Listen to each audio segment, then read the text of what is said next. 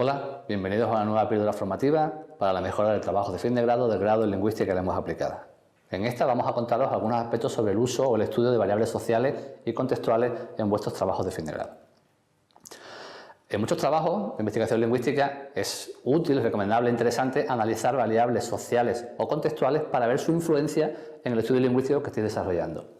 ¿Qué variable es susceptible de ser estudiada? Cualquier factor que se dé en nuestra población objeto de estudio. Os remito a una píldora que habla sobre el tema de población y muestreo, que además podamos reproducir en la muestra que vamos a analizar y que obviamente consideremos que puede tener influencia o relevancia en el aspecto lingüístico que a fin de cuentas estamos estudiando en nuestro trabajo. ¿Qué variables sociales se suelen examinar con más asiduidad? Por ejemplo, el factor sexo o género. Es muy corriente examinar o analizar hasta qué punto hay diferencia entre hombres y mujeres en su producción lingüística. Diferencia que siempre se debe, obviamente, a aspectos socioculturales derivados de la sociedad en la que se dan, como por ejemplo la necesidad de hacer un mayor o menor uso prestigioso de la lengua. Además del sexo o género, también es muy frecuente analizar la edad. Es decir, establecer estratos generacionales en nuestra población y en nuestra muestra para ver su influencia en el uso lingüístico.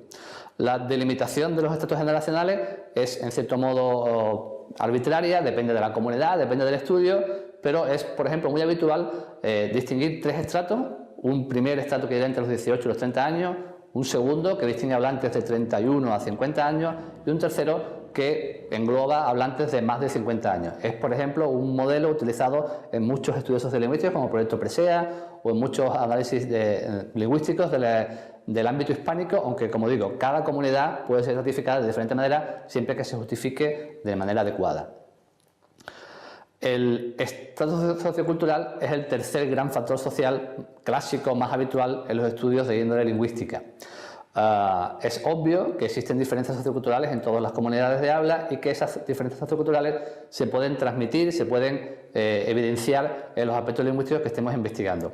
¿Cómo medimos estratos? Pues hay diferentes parámetros que explican, que justifican, que nos ayudan a configurar los estratos. Por ejemplo, los más habituales son el nivel de estudio de la población, la profesión de los informantes o el nivel de ingresos. Cada uno de esos parámetros, a su vez, debe ser parametrado por el investigador para hacer distinciones en nuestra población. En cuarto lugar, el factor contextual, más allá de lo social, también es un factor muy habitual, clásico en los estudios de carácter lingüístico o sociolingüístico. Cuando medimos el factor contextual, lo que hacemos es no dividir a la población, sino conseguir diferentes muestras de nuestros informantes en diferentes niveles de formalidad. El nivel de formalidad es una escala que va de lo más espontáneo o inconsciente a lo más formal o consciente. Y esa formalidad, esa espontaneidad dependen de factores como el oyente, el tema de la conversación, el contexto, la situación, y seremos nosotros los investigadores los que debemos un poco cambiar esas condiciones contextuales para medir diferentes grados de formalidad. Por último, es importante también tener en cuenta qué métodos vamos a utilizar para obtener nuestros datos. Hay también una larga lista de métodos y dependerá del aspecto lingüístico que estudiemos y de la investigación concreta, aunque los métodos más habituales, más comunes y más sencillos son el cuestionario de carácter escrito y la entrevista oral, ya sea libre, es decir, una entrevista abierta, sin pauta, dirigida o semidirigida, es decir, aquellas entrevistas en las que se dan pautas de conversación entre el entrevistador y el informante. Pues eso es todo, muchas gracias y os damos paso a una nueva píldora formativa para la mejora del trabajo de fin de grado.